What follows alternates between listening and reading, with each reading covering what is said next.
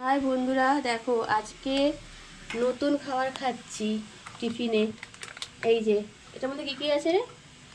টক দই আছে, এটা তো আমি জানি। এটা একটা ওটসের স্মুদি, মানে হচ্ছে তোমার খেজুরটা শুধু খাবো, আর এটার মধ্যে আছে ওটস, চিয়া সিডস রয়েছে, আর চিনি ছাড়া করা হয়েছে। তোমাকে একটু গুড় দিয়ে করে দেবো, মানে তোমাকে আর ভাইকে একটু গুড় দিয়ে দেবো, আমি পুরো চিনি ছাড়াই খাবো।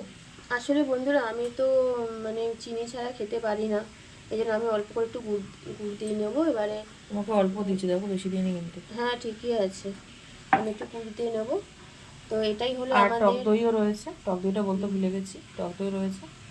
প্রত্যেক দিন এটা যদি সকালবেলা ব্রেকফাস্ট না হোক, মানে খালি পেটে হোক, খাওয়া যায়, ভালো খাওয়া যায়। ভালো হবে। হুম, এটা হেলদি, ঠিক আছে। আর হুম, একটা করে খেজুর। এই যে খেজুর, এটার মধ্যে অনেক কিছু দিয়েও খাওয়া যায়। খেজুরটা ব্লেন্ড এটা হচ্ছে না, না হলে খেজুরটা ব্লেন্ড করে দিতাম। এটার মধ্যে তোর অনেক কিছু কিন্তু দেয়, ফল টলও দিয়েও খাওয়া হ্যাঁ, যায় ফল এটার দিয়ে খাওয়া মধ্যে। যায়, যাদের সকালে ফল হুম, খাওয়ার অভ্যাস রয়েছে তাদের ক্ষেত্রে ভালো, বাট আমাদের তো অভ্যাসটা নেই, অভ্যাস করলে হয়ে যাবে। ঠিক আছে বন্ধুরা, বাই, রাখলাম এখন, আবার পরে আসছি।